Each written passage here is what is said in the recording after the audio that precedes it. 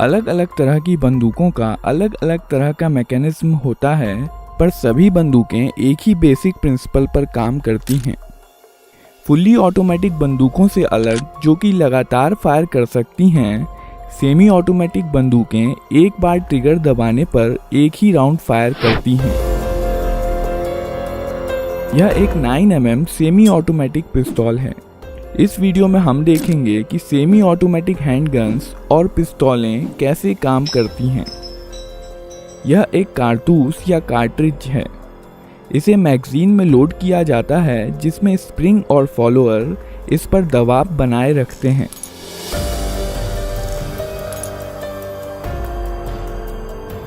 Magazine का design कुछ इस प्रकार का होता है कि कारतूस आगे स्लाइड होकर ही बाहर आ सकता है।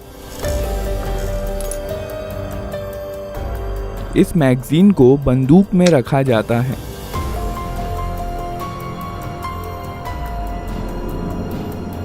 यहाँ पर बंदूक के अंदर के महत्वपूर्ण पार्ट्स दिखाए गए हैं। बंदूक को पहली बार फायर करने के लिए रिकॉइल स्प्रिंग के अगेंस्ट स्लाइडर को हाथ से पीछे खींचा जाता है। इसके कारण कई चीज़ें एक साथ होती हैं, जिन्हें हम एक एक करके देखेंगे। स्लाइडर के मूवमेंट के कारण हैमर पीछे आता है। यह हैमर स्ट्रट के जरिए मेन स्प्रिंग से जुड़ा होता है और इसलिए मेन स्प्रिंग को दबा देता है।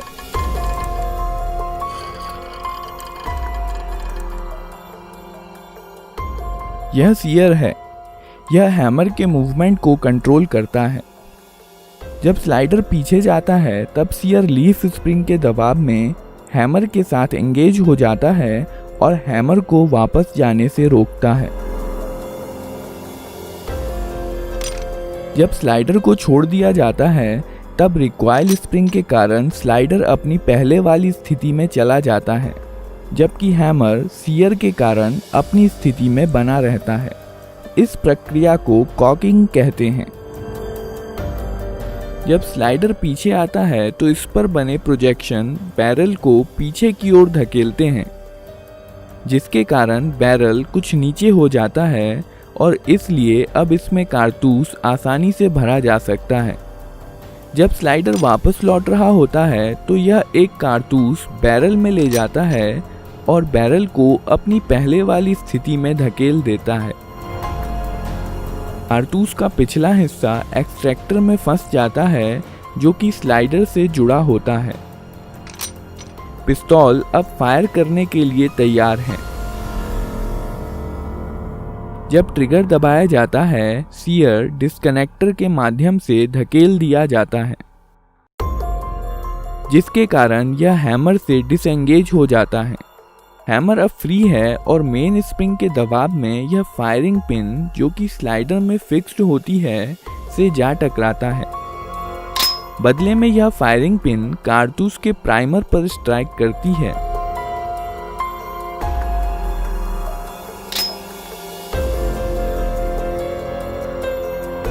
प्राइमर में इम्पैक्ट सेंसिटिव एक्सप्लोजिव होता है, जो फायरिंग पिन के टकराने की वजह से जल जाता है।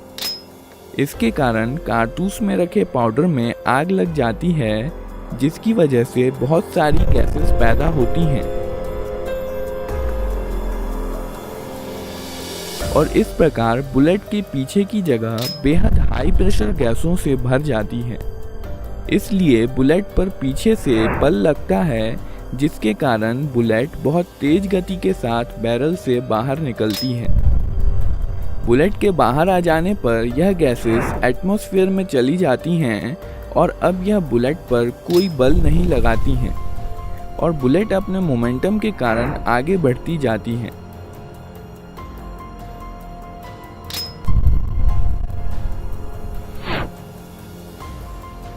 बैरल में कुछ लकीरें और खांचे बने होते हैं, जो आगे बढ़ते समय बुलेट को स्थिरता के लिए घुमा देते हैं।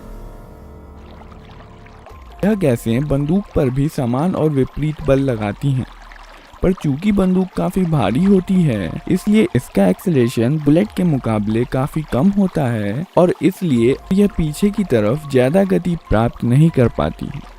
विस्फोट की कुछ एनर्जी स्लाइडर को पीछे धकेलने में इस्तेमाल हो जाती है। केस या खोखा स्लाइडर के साथ पीछे आता है और इजेक्टर की मदद से बाहर निकाल दिया जाता है।